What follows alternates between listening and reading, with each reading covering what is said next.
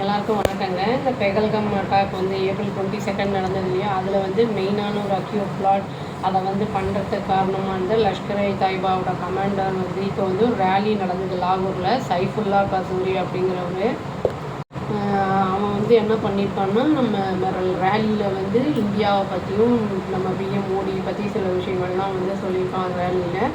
அதை பற்றி என்ன ஏதுன்னு பார்க்கலாம். வாங்க வீடியோக்குள்ளே போகலாம். ரேலி எங்கே நடந்திருக்குன்னா வந்து லாகூரில் வெனஸ்டே அன்றைக்கி நடந்திருக்கு. கசூரி வந்து அதாவது மற்ற டெரரிஸ்ட் கமாண்டர்ஸ், அப்புறம் வந்து செக்யூரிட்டி ஃபோர்ஸஸோட, அப்புறம் வந்து ISA officials, Pakistan intelligence agencies இவங்களோடலாம் இருந்து அதாவது ஸ்டேஜில் ஒன்றா இருந்து இந்த மாதிரி பேச்சை வந்து பேசியிருக்காங்க.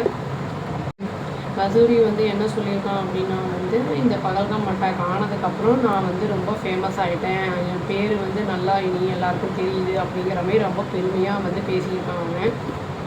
பண்ணியிருக்கான்னா இன்னொரு இது ஸ்டேஜில் வந்து இன்னொருத்தரோட, அதாவது ஹஃபீஸ் சயீதோட சன்னு, அப்புறம் வந்து மலிக் அகமது கான், அந்த இன்னொருத்தர் வந்து யாருன்னா பஞ்சாப் அசம்பிளியில் பேசுகிறவர், அவங்களோடலாம் வந்து சேர்ந்து இந்த இதெல்லாம் வந்து பேசியிருக்கான். இந்த ஆப்ரேஷன்ஸ் பற்றி எல்லாத்தையுமே வந்து பேசியிருக்கான்.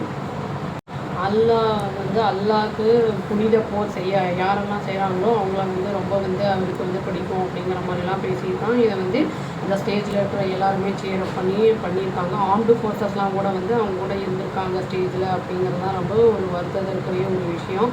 இது வந்து மற்றவங்களை கொன்னுட்டு அதை வந்து மற்ற ரிலீஜியஸ் வைஸில் வந்து கொன்னுட்டு இந்த மாதிரி பண்ணுறது அப்படிங்கிறது தவறுங்கிறத சுட்டி காமிக்கிற, பாதுகாப்பாக இருக்கக்கூடிய மக்களுக்கு பாதுகாப்பு கொடுக்குறவங்களே வந்து டெரரிஸ்ட்டுக்கு வந்து சப்போர்ட்டிவாக இருக்காங்க. பெகல்கம் அட்டாக் ஆனதுக்கப்புறம் 26 இன்னசென்ட் சிவிலியன்ஸை இவங்க கொன்னதுக்கப்புறம் வந்து நம்ம ஊரில் என்ன பண்ணாங்கன்னா, டெரரிஸ்ட் கேம்ப்பு, டெரரிஸ்ட்டு இவங்களெல்லாம் வந்து நிறைய வந்து கொண்டாங்க. அதுக்கப்புறம் தான் இவர் வந்து மோடி, நம்ம பிரைம் மினிஸ்டர் மோடி வந்து புட்ச் அப்படிங்கிற இடத்துல என்ன சொன்னார்னா, என்ன சொன்னார்னா, நீங்கள் வந்து டெரரிசமை வந்து ஸ்டாப் பண்ணல அப்படின்னா வந்து டெரரிஸ்ட்டுக்கிட்ட வந்து, அதாவது பாகிஸ்தானுக்கு வார்னிங்கே கொடுத்துருக்காரு. டெரரிசம் வந்து நீங்கள் ஸ்டாப் பண்ணலன்னா இங்கே வந்து இந்தியாவுடைய புல்லட்ஸை வந்து நீங்கள் ஃபேஸ் பண்ண வேண்டியிருக்கும் அப்படிங்கிற மாதிரி வந்து சொல்லியிருக்காரு.